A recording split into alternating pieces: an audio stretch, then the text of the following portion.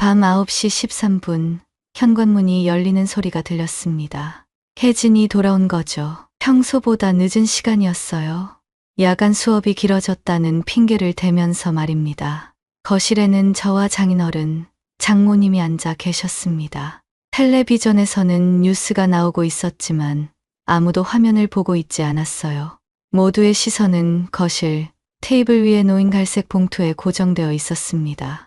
그 봉투 안에는 우리 가정을 뒤흔들 폭탄 같은 내용이 들어있었거든요. 사실 저는 한 달 전부터 혜진의 행동에 의심을 품고 있었습니다. 학원 강사인 그녀가 야간 수업이나 학부모 상담을 핑계로 집을 비우는 일이 잦아졌거든요. 처음엔 단순히 업무가 늘어났다고 생각했어요. 하지만 점점 이상한 점들이 눈에 띄기 시작했습니다. 낯선 향수 냄새, 평소보다 정성스럽게 꾸미고 나가는 모습, 그리고 핸드폰을 유난히 신경 쓰는 행동들이요. 혜진이 거실로 들어서면서 우리의 분위기를 눈치챘는지 발걸음이 조금씩 느려졌어요. 아버님, 어머님도 오셨네요. 무슨 일이세요? 목소리에서 당황스러움이 묻어났습니다. 하지만 저희는 아무도 대답하지 않았어요. 장인어른께서 천천히 봉투를 집어드시더니 혜진 앞으로 밀어내셨습니다. 이게 뭔지 아냐? 차분하지만 무거운 목소리였어요. 장인어른의 표정에서는 실망감과 분노가 동시에 느껴졌습니다. 평소 혜진을 아끼시던 분이셨는데 이런 일로 마주하게 될 줄은 꿈에도 몰랐을 거예요.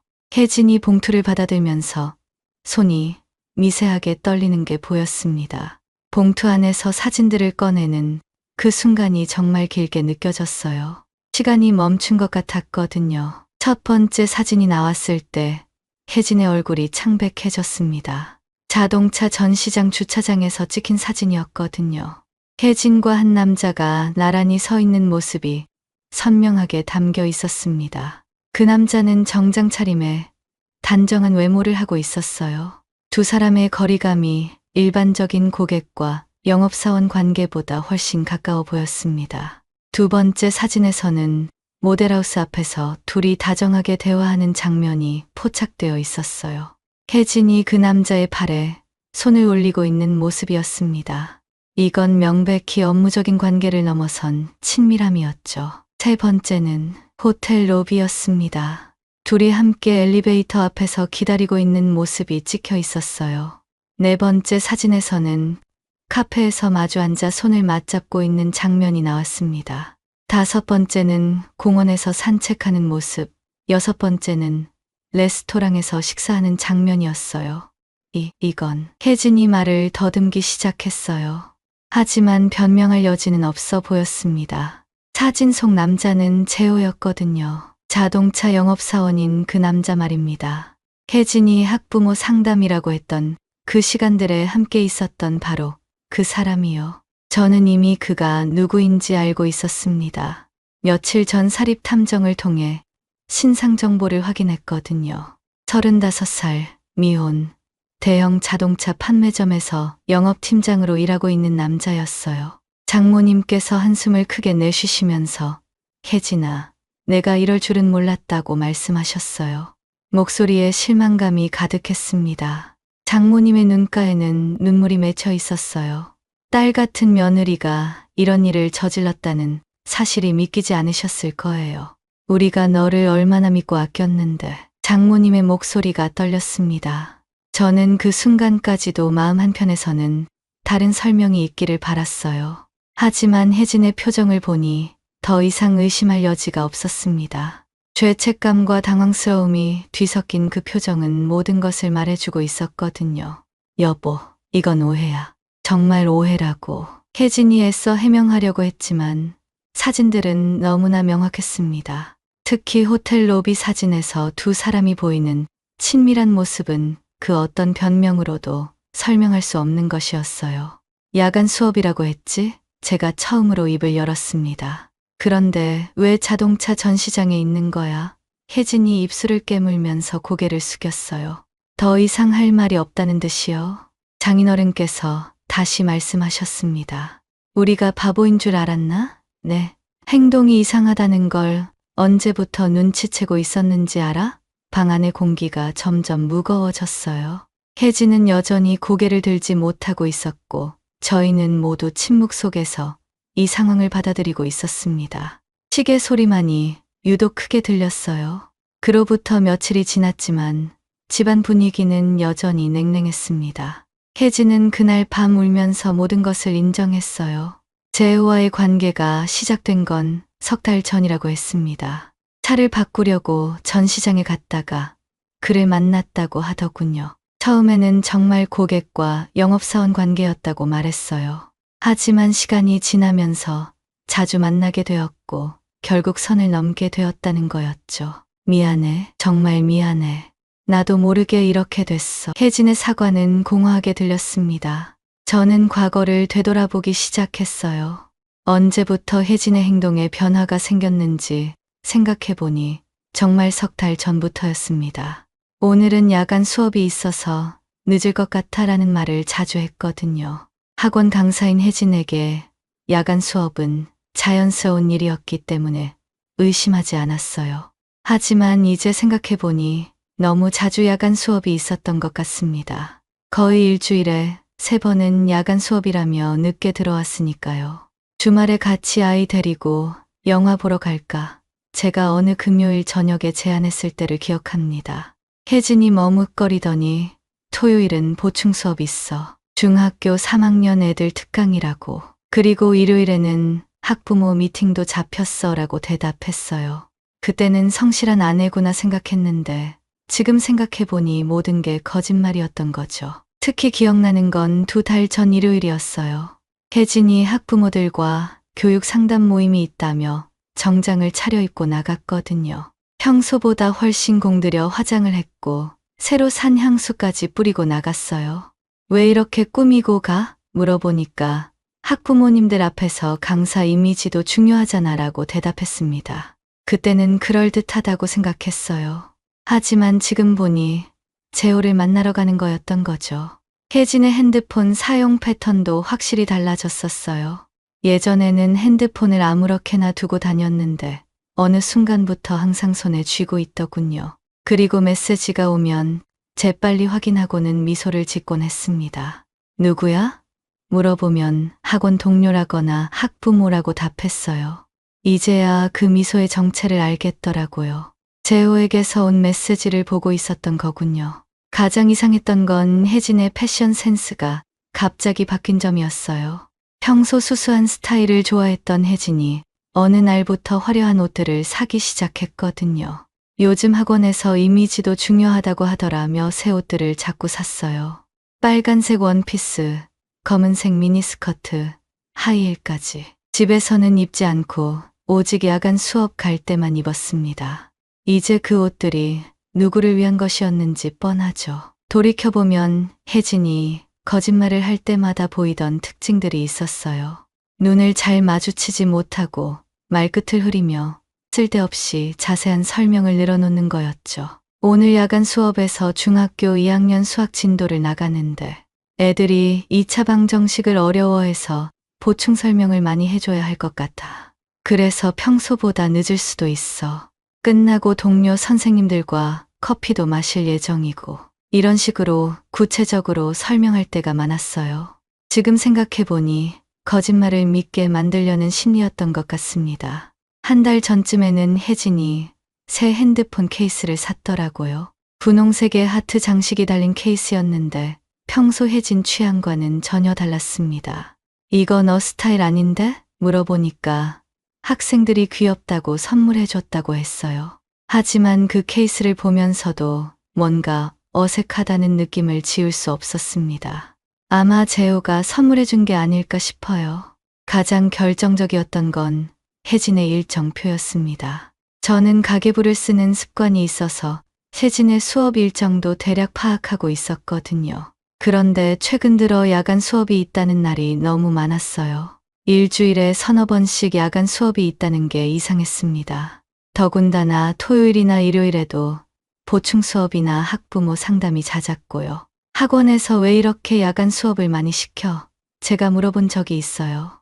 혜진이 요즘 학부모들 요구가 많아져서 야간 수업 수요가 늘었다며 강사들도 수입이 늘어서 좋다고 대답했습니다. 그럴듯한 설명이었지만 뭔가 석연치 않은 구석이 있었어요. 다른 학원 강사들도 이렇게 야간 수업을 많이 하는지 궁금했거든요. 하지만 그때는 혜진을 믿고 있었기 때문에 더 이상 파고들지 않았습니다. 그런데 지금 모든 진실을 알고 나니 그 모든 야간 수업과 학부모 상담이 재호와의 만남을 위한 핑계였다는 게 명확해졌어요. 정말 치밀하게 계획된 거짓말이었던 거죠. 진실을 알고 난 후 저는 더 구체적인 증거를 모으기 시작했습니다. 단순히 의심만으로는 부족했거든요. 명확한 증거가 있어야 법적으로도 대응할 수 있을 테니까요. 먼저 혜진이 다니는 학원에 전화를 걸어봤어요. 안녕하세요. 혜진 선생님 남편인데요. 아내가 야간 수업 때문에 요즘 많이 힘들어하는 것 같아서 혹시 야간 수업 일정이 어떻게 되는지 궁금해서요. 원장님께서 친절하게 답변해 주셨습니다. 야간 수업이요? 저희는 야간 수업이 거의 없는데요. 한 달에 한두 번 정도 있을까 말까 해요. 혜진 선생님도 야간 수업은 거의 안 맡으시는데 그 순간 머릿속이 하얘졌어요. 더 자세히 알아보기 위해 혜진의 실제 수업 일정표를 요청했습니다. 원장님께서는 개인정보라며 처음에 망설이셨지만 제가 사정을 설명드리자 이해해 주시더군요. 며칠 후 받아본 일정표를 보고 충격을 받았어요. 혜진이 야간 수업이라며 늦게 들어온 날들 중 실제로 수업이 있었던 날은 고작 두세 번뿐이었거든요. 나머지는 모두 거짓말이었던 거죠. 저는 엑셀로 비교표를 만들어 봤습니다. 한쪽에는 혜진이 말한 야간 수업 일정을, 다른 쪽에는 실제 학원 일정을 적어 넣었어요. 결과는 참담했습니다. 지난 석 달 동안 혜진이 야간 수업이라며 집을 비운 날이 총 38번이었는데 실제로 야간 수업이 있었던 날은 8번뿐이었거든요. 나머지 30번은 모두 재호와의 만남을 위한 거짓말이었던 겁니다. 이제 재호의 행적도 조사해 봐야겠다고 생각했어요. 사립탐정에게 의뢰해서 재호의 업무 일정을 파악해달라고 했습니다. 며칠 후 받은 보고서를 보니 더욱 명확해졌어요. 재호가 고객 상담이나 시승 일정 등을 핑계로 회사를 나간 시간들이 혜진의 거짓말 시간들과 정확히 일치했거든요. 예를 들어 지난달 15일 혜진이 토요일 보충 수업 있다며 오후 2시에 나갔던 날이 있었어요. 그날 재호의 일정을 보니 고객 시승 약속으로 오후 2시 반에 회사를 나갔다고 되어 있었습니다. 그리고 둘 다 오후 9시경에 각자 집으로 돌아갔고요. 이런 일치하는 패턴이 무려 20번도 넘었어요.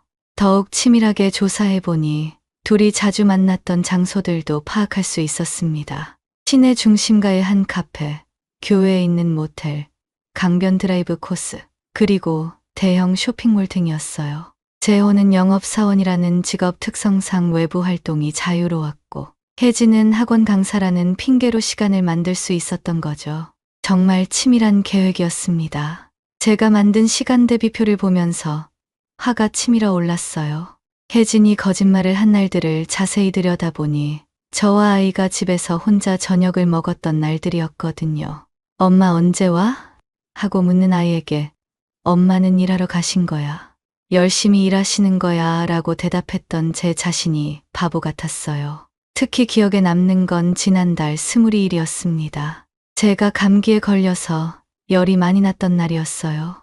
오늘은 집에 있어 줄 수 없어? 부탁했는데도 혜진은 중요한 학부모 상담이 있어서 빠질 수 없다며 나갔거든요. 그날 재호의 일정을 보니 신차 출시 행사 참석으로 되어 있었어요. 아마 그 행사 핑계로 회사를 나와서 혜진과 만났을 겁니다. 더 자세한 증거를 모으기 위해 신용카드 사용 내역도 확인해 봤어요. 혜진의 카드로 결제된 내역들을 보니 이상한 점들이 많았습니다. 평소 가지 않던 지역의 카페나 레스토랑에서 결제한 기록들이 있었거든요. 그리고 그 시간들이 모두 야간 수업이라고 했던 시간대와 일치했어요. 더욱 의심스러운 건 2명분의 식사비가 결제된 경우가 많았다는 점입니다. 가장 결정적인 증거는 지난달 25일 신용카드 사용 내역이었어요. 시내 한 호텔에서 객실료가 결제되어 있었거든요. 그날 혜진은 늦은 시간까지 학부모 상담이 있어서 친구 집에서 자고 온다고 했었어요. 하지만 실제로는 재호와 함께 호텔에 있었던 거죠. 이 모든 증거들을 정리하면서 마음이 무거웠습니다. 혜진과의 결혼 생활 7년, 그리고 5살 된 아이까지 있는데 이런 일이 일어날 줄은 꿈에도 몰랐거든요. 하지만 감정에 휘둘려서는 안 된다고 생각했어요. 명확한 증거를 바탕으로 냉정하게 대처해야겠다고 마음먹었습니다. 그래서 저는 더욱 체계적으로 증거를 정리했어요. 날짜별로, 시간대별로, 장소별로 모든 내용을 표로 만들었습니다.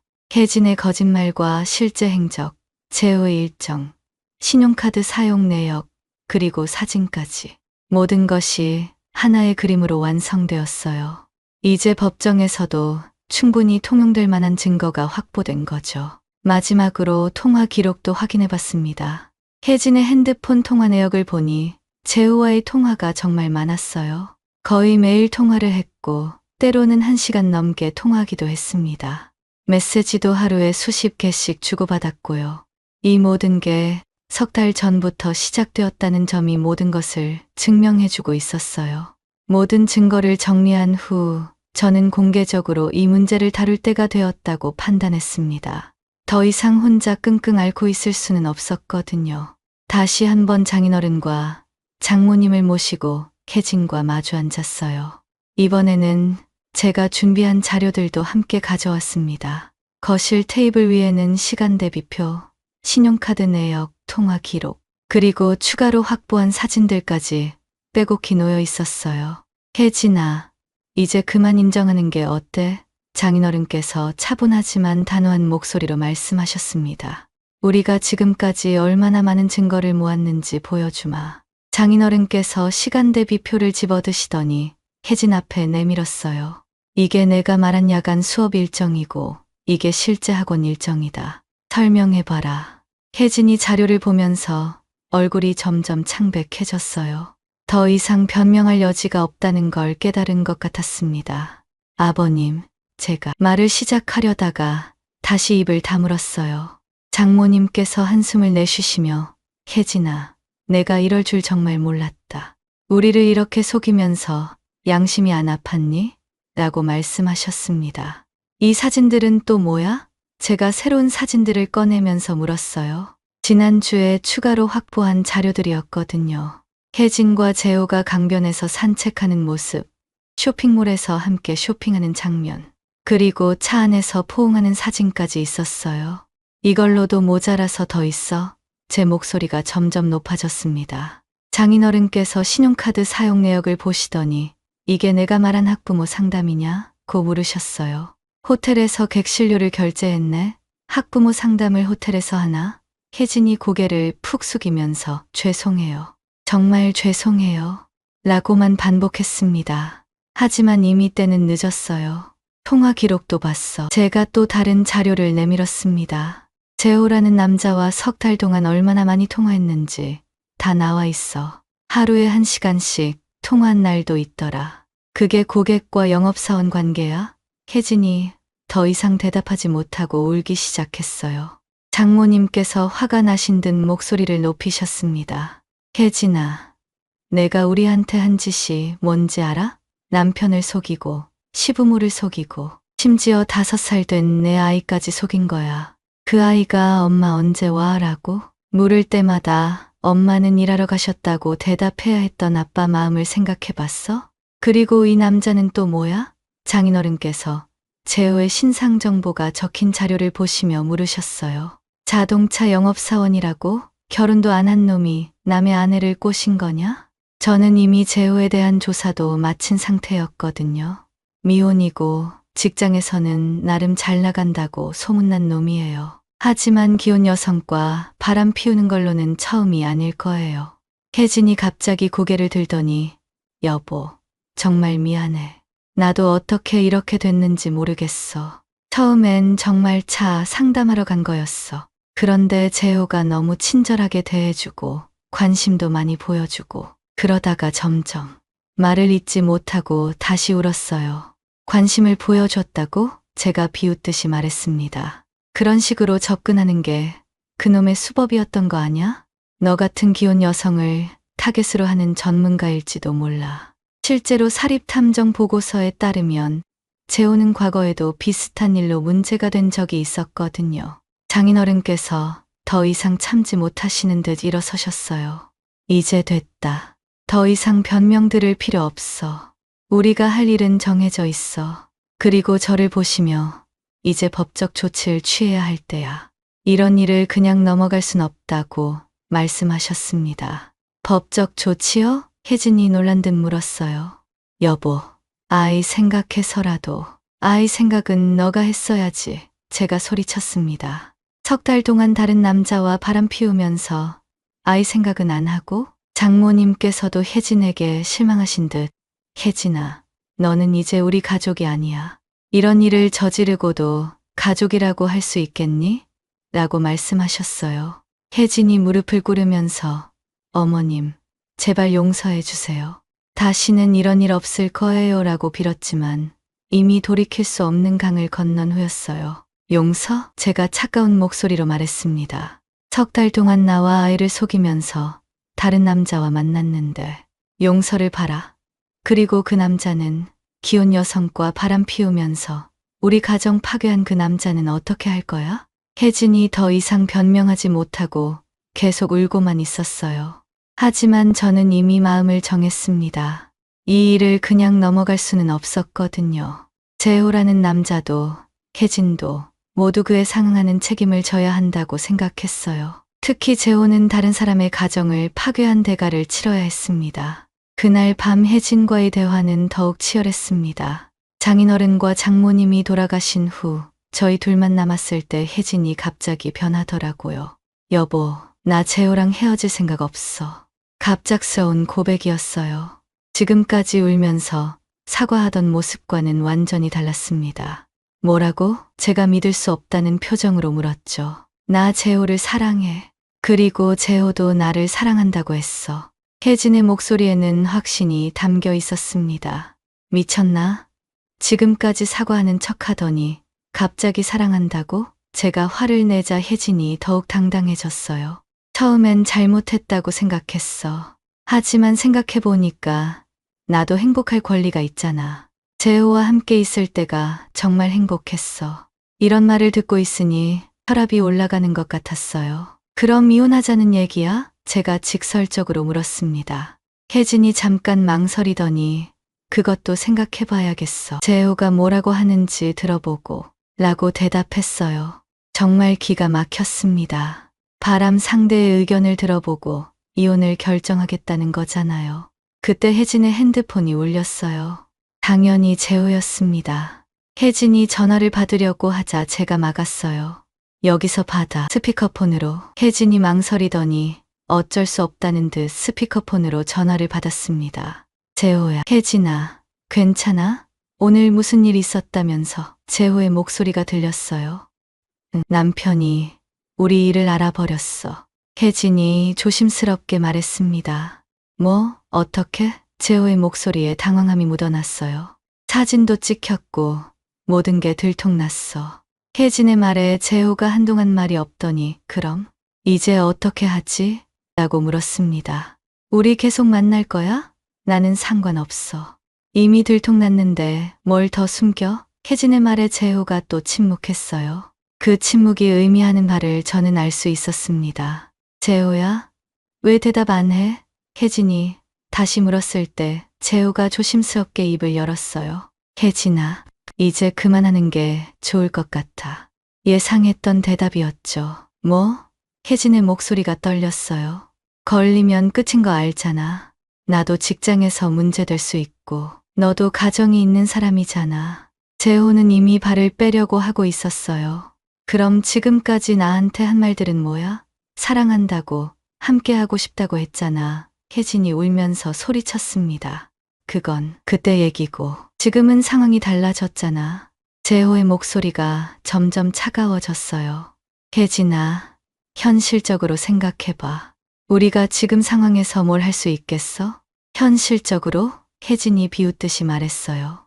그럼 지금까지 나랑 만난 건 뭐였어? 장난이었어? 장난이 아니라 그냥 좋은 시간이었던 거지. 하지만 이제는 끝내야 할 때야. 재호는 완전히 책임을 회피하려고 했어요. 저는 더 이상 참을 수 없어서 전화를 빼앗았습니다. 재호 씨? 네. 누구세요? 재호가 놀란 듯 물었어요. 혜진 남편입니다. 지금까지 잘 들었어요. 아, 죄송합니다. 재호의 목소리가 작아졌어요. 죄송하다고요? 다른 사람 안에 꼬셔놓고 이제 와서 죄송하다고? 제가 화를 내자 재호가 변명하기 시작했어요. 그게 아니라 저도 어쩌다 보니 석 달 동안 어쩌다 보니 만났다는 거예요. 죄송합니다. 정말 죄송합니다. 재호가 계속 사과만 했어요. 사과로 끝날 문제가 아니에요.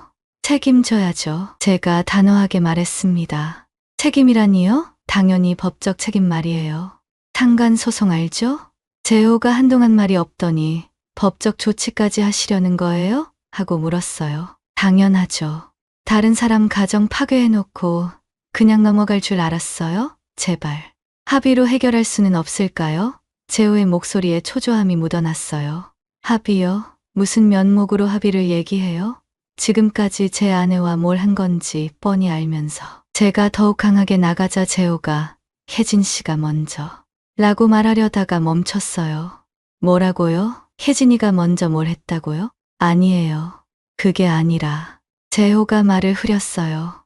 이제 와서 혜진한테 책임 떠넘기려고 해요? 남자답게 자기가 한 일에 대해서는 책임지세요. 제가 말하니까 재호가 완전히 기가 죽었어요. 알겠습니다. 어떻게 하면 되겠습니까? 일단 혜진이랑 완전히 연락 끊고 상간 소송 준비하겠습니다. 위자료도 청구할 거고요. 제가 말하자 재호가 위자료가 얼마나 되나요? 하고 물었어요. 그건 법정에서 결정되겠죠. 하지만 적지 않을 겁니다. 전화를 끊고 나니 혜진이 멍한 표정으로 앉아 있더라고요. 들었지? 그 남자가 너를 어떻게 생각하는지. 혜진이 고개를 숙이면서 나는 정말 사랑한다고 생각했는데 라고 중얼거렸어요. 사랑이 아니라 장난이었던 거야. 너만 진심이었던 거지. 그날 밤 혜진은 계속 울었어요. 하지만 저는 더 이상 동정할 마음이 없었습니다. 이미 선을 넘었거든요. 다음 날 오전 저는 법률사무소를 찾았습니다. 상간 소송에 대해 전문적인 상담을 받기 위해서였어요. 변호사님께서는 제가 준비한 자료들을 꼼꼼히 검토하시더니 증거가 매우 충실하네요. 승소 가능성이 높습니다. 말씀해 주셨어요. 사진, 시간 대비표, 신용카드 내역, 통화 기록까지 모든 것이 명확한 증거가 될 수 있다는 거였죠. 상간 소송에서 가장 중요한 건 고의성과 기간이에요. 이 경우 석 달간 지속적으로 만났고 호텔까지 이용했으니 고의성은 충분히 입증됩니다. 변호사님의 설명을 들으니 마음이 좀 놓였어요. 위자료는 어느 정도 받을 수 있을까요? 제가 궁금해서 물어봤습니다. 이런 사안의 경우 보통 3천만 원에서 5천만 원 사이에서 결정됩니다. 특히 상대방이 미혼 남성이고 적극적으로 유혹했다면 더 높게 책정될 가능성이 있어요. 변호사님의 말에 저는 고개를 끄덕였습니다. 그리고 재호라는 남자의 직업이 자동차 영업사원이라고 하셨죠? 네, 맞습니다. 대형 자동차 판매점에서 영업팀장으로 일하고 있어요. 제가 답하자 변호사님이 의미심장한 표情을 지으셨어요. 그럼 회사에도 통보할 수 있겠네요. 대부분의 회사에서는 이런 불륜 사건을 좋게 보지 않거든요. 특히 고객과의 부적절한 관계는 더욱 문제가 됩니다. 회사 통보요? 네. 고객의 아내와 부적절한 관계를 맺은 것은 회사 윤리규정 위반이에요. 해고 사유가 될 수도 있습니다. 변호사님의 말을 듣고 보니 재호에게 더 큰 타격을 줄 수 있을 것 같았어요. 단순히 위자료만 받는 게 아니라 그의 사회적 지위까지 흔들 수 있는 거였죠. 소송 절차는 어떻게 되나요? 제가 구체적인 진행 과정을 물어봤습니다. 먼저 소장을 작성해서 법원에 제출하고 상대방에게 소장이 송달됩니다. 그 후 변론 기일이 잡히고 증거 조사를 거쳐 판결이 나오는 거죠. 보통 6개월에서 1년 정도 걸립니다. 변호사님께서 추가로 설명해 주신 내용도 흥미로웠어요. 상간 소송에서는 불륜 상대방뿐만 아니라 배우자에 대한 이혼 소송도 같이 진행할 수 있어요. 어떻게 하실 생각이세요? 이혼은 아직 확실히 결정하지 못했어요. 아이도 있고 제가 망설이자 변호사님이 이해한다는 표정을 지으셨습니다. 그럼 일단 상간 소송부터 진행하시죠. 이혼은 나중에 결정하셔도 됩니다. 변호사님께서 실무적인 조언을 해주셨어요. 그런데 한 가지 더 확인하고 싶은 게 있어요. 재호 씨의 회사 정보를 정확히 알 수 있을까요? 회사에 통보할 때 필요하거든요. 저는 이미 사립 탐정을 통해 재호의 회사 정보를 상세히 파악해 놨다고 설명했어요. 대한자동차 판매 강남 지점에서 영업팀장으로 일하고 있어요. 직원 번호까지 알고 있습니다. 완벽하네요. 그럼 소송과 동시에 회사에도 공문을 보내겠습니다. 변호사님께서 마지막으로 주의사항을 말씀해 주셨어요. 소송 진행 중에는 상대방과 직접 접촉하지 마세요. 모든 연락은 저를 통해서 하시고 추가 증거가 생기면 즉시 알려주세요. 네, 알겠습니다. 제가 대답하자 변호사님이 서류를 정리하시며 일주일 내에 소장을 작성해서 법원에 제출하겠습니다 라고 말씀하셨어요. 법률사무소를 나오는 길에 마음이 한결 가벼워졌습니다.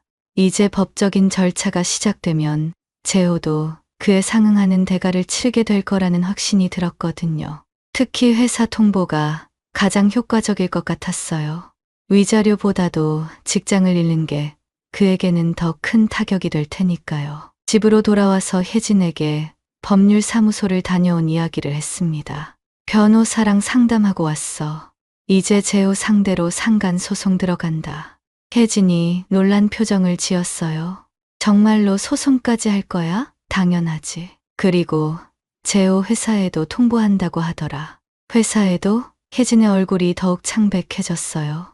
고객 아내와 부적절한 관계 맺은 직원을 회사에서 어떻게 보겠어? 아마 해고될걸. 제 말에 혜진이 그건 너무 심한 거 아니야? 재호도 생활이 있는데 라고 말했어요. 생활이 있다고? 제가 비웃었습니다. 다른 사람 가정 파괴할 때는 생각 안 했으면서 이제 와서 생활 걱정해?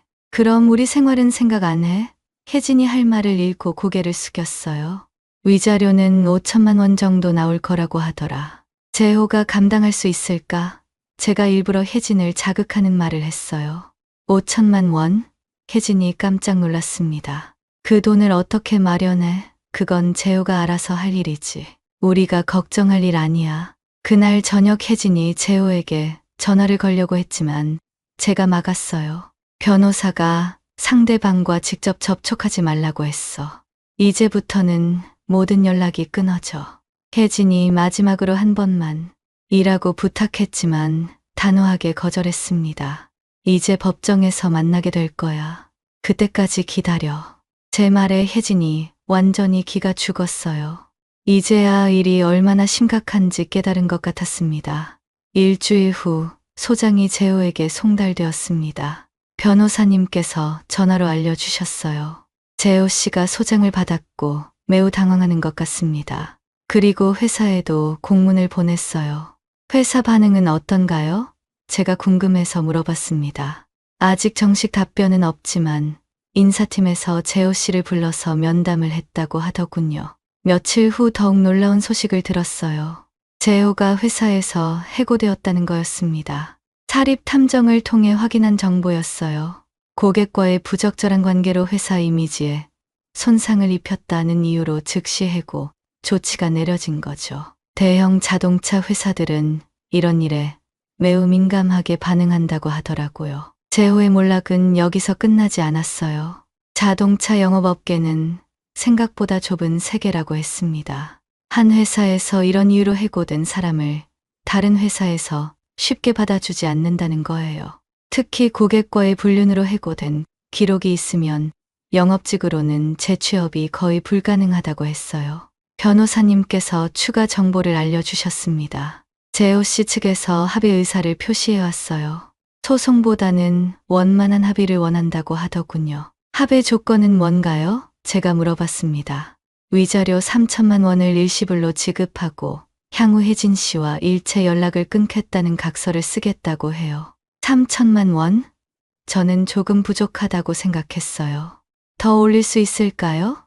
충분히 가능합니다. 재호 씨 입장에서는 법정까지 가면 더 많은 위자료가 나올 수 있고 사회적 이미지도 더 나빠질 테니까요. 변호사님의 조언에 따라 위자료를 5천만 원으로 올려서 다시 협상하기로 했어요. 재호 측에서는 처음에 5천만 원은 너무 많다고 했지만 결국 받아들였어요. 직장을 잃은 상황에서 법정 다툼까지 가면 더 큰 손해를 볼 수 있다고 판단한 것 같았습니다. 게다가 변호사비까지 부담해야 한다는 조건도 추가되었거든요. 합의서에는 몇 가지 중요한 조항들이 포함되었어요. 첫째, 위자료 5천만 원을 3개월 내에 일시불로 지급할 것. 둘째, 혜진과 일체 연락을 끊고 접근하지 않을 것. 셋째, 이 사안에 대해 외부에 발설하지 않을 것. 넷째, 변호사비 800만 원을 추가로 부담할 것. 재호가 이 모든 조건을 받아들이는 과정에서 그의 상황이 얼마나 심각해졌는지 알 수 있었어요. 직장을 잃었을 뿐만 아니라 재취업도 어려운 상황에서 거액의 위자료까지 물어야 하는 거였으니까요. 게다가 자동차 영업 분야에서는 이미 블랙리스트에 올라서 다른 회사로 이직도 불가능한 상태였어요. 혜진도 재호의 상황을 알게 되면서 충격을 받은 것 같았어요. 재호가 직장을 잃었다고 제가 알려주자 혜진이 믿을 수 없다는 표정을 지었습니다. 그리고 위자료로 5천만 원 플러스 변호사비까지 물어야 해. 총 6천만 원 가까이 되는 거야. 그 돈을 어떻게 마련하지? 혜진이 걱정스럽게 물었어요. 그건 재호가 알아서 할 일이야. 대출을 받든지 부모님께 빌리든지. 제 대답에 혜진이 너무 잔혹한 거 아니야? 라고 말했습니다. 잔혹하다고? 다른 사람 가정 파괴한 대가치고는 적당한 거 아냐? 사립 탐정을 통해 들은 소식으로는 재고가 실제로 부모님께 돈을 빌리려고 했지만 쉽지 않았다고 해요. 부모님께서도 아들의 불륜 사실을 알고 매우 실망하셨다고 하더라고요. 결국 재호는 본인 명의 아파트를 담보로 대출을 받아서 위자료를 마련했다고 했습니다. 아파트까지 담보로 잡혔다고? 혜진이 놀라면서 물었어요. 그럼 재호는 이제 어떻게 살아? 그건 우리가 걱정할 일이 아니야. 애초에 그런 일을 저지르지 않았으면 됐을 텐데. 제가 냉정하게 대답했습니다. 변호사님께서는 이번 사안이 상간소송 사례 중에서도 매우 성공적인 케이스라고 평가하셨어요. 보통 이런 경우 위자료 받기도 어렵고 상대방이 끝까지 버티는 경우가 많은데 이렇게 빨리 합의가 성사된 건 드문 일입니다. 특히 회사 해고까지 연결된 것이 큰 역할을 했다고 분석하셨어요. 재호의 소식을 종합해보니 정말 모든 것을 잃은 상태였어요. 직장도, 돈도, 신용도, 그리고 사회적 평판까지. 자동차 영업 분야에서는 이미 소문이 다 났다고 하더라고요. 기혼 여성과 바람 피우다가 해고된 놈이라는 꼬리표가 붙어서 어디에서도 받아주지 않는다는 거였습니다. 이제 재호는 완전히 끝난 거야. 제가 혜진에게 말했습니다. 직장도 없고 돈도 없고 재취업도 안 되고 이게 바로 다른 사람 가정 파괴한 대가야. 혜진이 고개를 숙이면서 내가 너무 바보였구나 라고 중얼거렸어요. 이제라도 깨달았으면 됐어. 위자료를 받은 후 저는 중요한 결정을 내렸습니다. 아이와 함께 새로운 곳에서 새 출발을 하기로 한 거예요.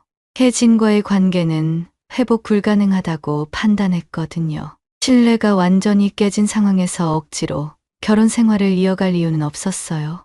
하지만 아이를 위해서는 최대한 원만하게 정리하고 싶었습니다. 이혼 협의는 생각보다 순조롭게 진행되었어요. 혜진도 더 이상 버틸 명분이 없다는 걸 알고 있었거든요. 양육권은 제가 가져가기로 했고 혜진은 한 달에 한 번 면접 교섭권을 갖기로 합의했습니다. 재산 분할도 상간 소송에서 받은 위자료 때문에 제가 유리한 조건으로 협상할 수 있었어요. 새로운 집은 도심에서 조금 떨어진 곳으로 정했습니다. 아이의 학군도 좋고 조용한 주거 환경을 갖춘 곳이었어요. 무엇보다 과거의 기억들과 완전히 단절할 수 있는 곳이라는 점이 마음에 들었습니다. 이사를 준비하면서 지난 7년간의 결혼 생활을 정리하는 마음이었어요. 아이에게는 이혼 사실을 어떻게 설명할지 고민이 많았습니다. 5살이라는 나이에 부모의 이혼을 어떻게 받아들일지 걱정되었거든요. 아빠, 우리 왜 이사 가요? 아이가 순수한 눈으로 물어볼 때마다 가슴이 아팠어요. 아빠랑 새로운 곳에서 더 좋은 집에서 살기 위해서야라고 대답했지만 언젠가는 진실을 말해줘야 할 때가 올 거라고 생각했습니다. 이사 당일 마지막으로 옛집을 둘러보면서 참 많은 일이 있었다는 생각이 들었어요. 결혼 초기에 행복했던 시절, 아이가 태어났을 때의 기쁨, 그리고 최근 몇 달간의 고통스러운 시간들까지 모든 게 이 집에서 일어난 일들이었죠. 하지만 이제는 모두 과거가 되었어요. 새 집에서의 첫날 밤, 아이와 함께 저녁을 먹으면서 이제 정말 새 출발이구나라는 생각이 들었습니다. 아이가 아빠, 이 집이 우리 집이에요? 하고 물어볼 때, 그래, 이제 우리 집이야 라고 대답하면서 마음이 한결 가벼워졌어요. 며칠 후 변호사님께서 연락이 왔어요. 재호 씨 근황을 알려드릴까 해서요. 사실 저는 더 이상 재호 소식에 관심이 없었지만 궁금하긴 했어요. 아파트 담보 대출로 위자료를 마련했는데 현재 무직 상태라서 대출 상환에 어려움을 겪고 있다고 하더군요. 그래서 어떻게 됐나요? 제가 물어보자 변호사님이 아마 아파트를 팔아야 할 상황인 것 같습니다. 재취업도 잘 안 되고 있고요. 답하셨어요. 재호의 몰락이 제가 예상했던 것보다 더 심각한 것 같았습니다. 한편 혜진은 원래 살던 집에 혼자 남아 있었어요. 학원 강사 일은 계속하고 있지만 주변 사람들의 시선이 부담스럽다고 하더라고요. 이혼 사실이 알려지면서 동네에서도 소문이 났거든요. 혜진이가 다른 곳으로 이사 가려고 한다던데 장모님께서 안타까운 목소리로 말씀하셨어요. 그게 나을 것 같아요. 제가 대답했습니다. 새로운 환경에서 다시 시작하는 게 서로에게 좋을 거예요. 장모님께서도 고개를 끄덕이시면서 이런 일이 생길 줄 정말 몰랐다며 한숨을 내쉬셨어요. 시간이 지나면서 저와 아이의 새로운 일상이 자리를 잡아갔습니다. 아침에 아이를 유치원에 데려다주고 저녁에 함께 저녁을 먹고 주말에는 근처 공원에서 산책을 하는 평범한 일상이었어요. 하지만 그 평범함이 소중하게 느껴졌습니다. 어느 일요일 오후 아이와 함께 공원에서 놀고 있을 때였어요. 아이가 미끄럼틀을 타면서 아빠, 나 행복해 라고 소리쳤어요. 그 말을 듣는 순간 가슴이 뭉클해졌습니다. 이런 소소한 행복이 진짜 행복이라는 걸 새삼 깨달았거든요. 재호의 마지막 소식을 들은 건 그로부터 몇 달 후였어요. 결국 아파트를 처분하고 고향으로 내려갔다고 하더라고요. 서울에서는 더 이상 버틸 수 없었던 것 같았습니다. 자동차 영업 분야에서는 완전히 매장당한 상태였고 다른 일을 찾기에도 나이가 있어서 쉽지 않았다고 해요. 완전히 망한 거네요. 제가 중얼거리자 변호사님이 자업자득이죠. 다른 사람 가정을 파괴한 대가를 톡톡히 치른 셈입니다 라고 말씀하셨어요. 그 말이 맞았어요. 재호는 잠깐의 쾌락을 위해 모든 것을 잃었던 거죠. 이제는 그 모든 일들이 저에게는 과거가 되었습니다. 법정에서 받은 판결문 한 장으로 모든 게 정리되었어요. 재호는 직장도, 평판도, 돈도 모두 잃었고 저는 아이와 함께 평범하지만 행복한 일상을 되찾았습니다. 가끔 혜진이 연접교섭으로 아이를 만날 때가 있지만 그마저도 자연스럽게 받아들이게 되었어요. 지금 저희는 잘 살고 있습니다. 아이도 새 환경에 잘 적응했고 저 역시 과거의 상처를 털어내고 새로운 삶에 집중하고 있어요. 때로는 만약 그때 재호와 혜진의 관계를 더 일찍 발견했다면 하는 생각도 들지만 이미 지나간 일을 후회해봐야 소용없다는 걸 압니다. 중요한 건 현재와 미래니까요. 결국 진실은 밝혀지게 되어 있고 잘못을 저지른 사람은 그에 상응하는 대가를 치르게 되어 있다는 걸 이번 일을 통해 확실히 배웠습니다.